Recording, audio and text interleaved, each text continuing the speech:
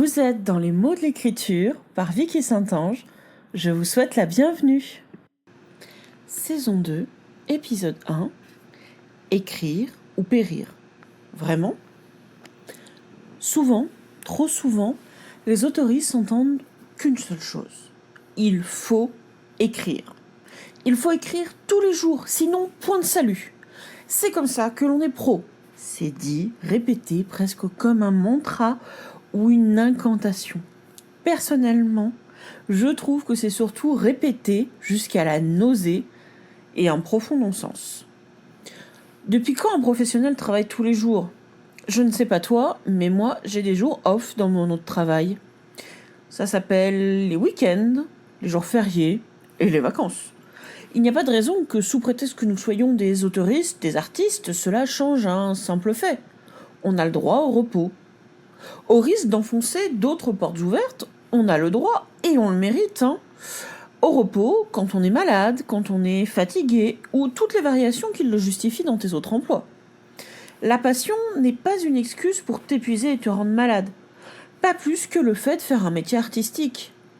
Notre société valorise le fait de vivre de façon quasi maladive.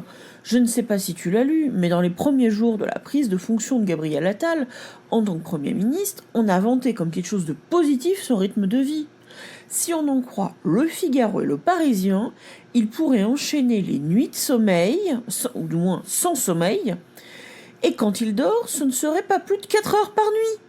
C'est dans la lignée d'Emmanuel Macron et de ses 3 heures par nuit selon l'Express. Pour autant, cela n'a rien de normal ou même de souhaitable. La fatigue a de vraies conséquences sur la santé mentale et la santé physique des individus. Ne pas dormir suffisamment, c'est comme c'est glorifié dans les Miracle Morning qui commencent à 4 ou 5 heures du matin. Cela peut même déclencher des maladies chroniques et augmenter les risques de décès prématurés. Donc non, écrire à tout prix n'a pas de raison d'être. C'est de loin un non-sens. Prendre soin de toi, de ta santé physique, de ta santé mentale est largement préférable. Dors suffisamment, nourris-toi suffisamment. Les régimes amaigrissants, ça échoue à 95% à 5 ans selon les études. Donc nourris-toi. Va t'aérer l'esprit. Et oui, si ta santé te le permet, écris. Mais ne te mets pas dans une situation qui va te rendre malade. Voilà. Tu trouveras toutes les sources extérieures à de ce texte dans la transcription que tu retrouveras sur mon site. Je te souhaite une bonne fin de journée et à bientôt.